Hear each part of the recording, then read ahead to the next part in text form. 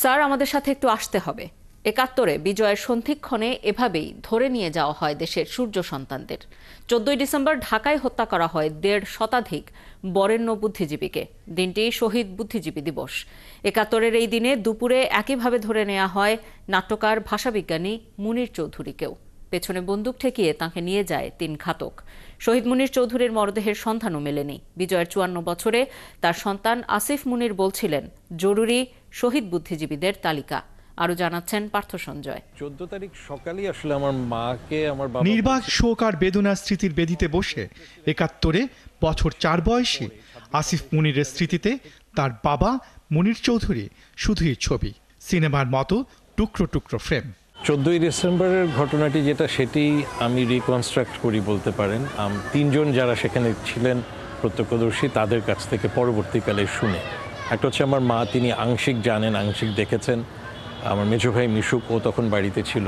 আমার বড় ভাই ভাসুন তখন মুক্তিযুদ্ধে, সে ছিল না।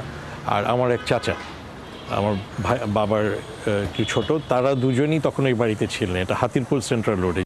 বিজয়ের উষালগ্ন ১৪ই ডিসেম্বর দুপুরে হাতিরপুরের পুরনো সে বাড়ির দরজায় ঠক ঠক। দোতলা থেকে আমার বাবা এবং মা জানলা দিয়ে কিছুটা দেখেছিলেন। আর আমার মা যেটা দেখেছিলেন পরে বলেছেন যে উনি একটা গাড়ির অংশ দেখতে পাচ্ছিলেন, যে গাড়ির কাঁচে কাদা লাগানো ছিল এবং ওটার উপরে কিছু গাছের ডালপালা রাখা।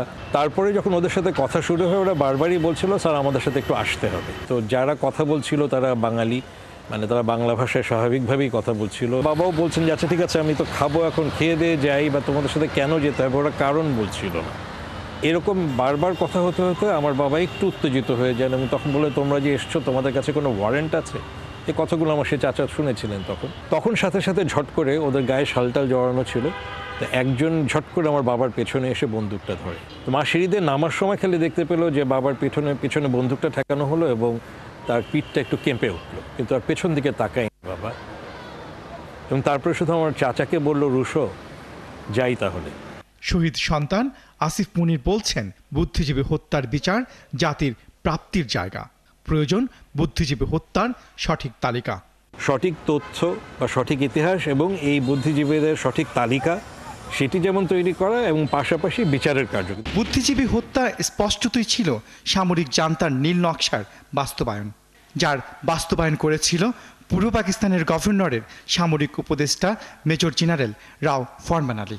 স্বাধীনতার পর গভর্নর হাউসে ফেলে যাওয়া রাও ফরমান আলীর ডায়েরির পাতায় বাঙালি বুদ্ধিজীবীদের একটি তালিকা পাওয়া যায়, যাদের অধিকাংশকেই মেরে ফেলা হয় ১৪ ডিসেম্বরে। রায়বাজার বৌদ্ধভূমির মতো ঢাকায় হত্যাযজ্ঞের জন্য ৭১টি স্থান বেছে নেওয়া হয়েছিল। ঢাকায় ১৪৯ বুদ্ধিজীবী হত্যার সাক্ষ্য মিলেছিল, সারা দেশে ১১১১ জন।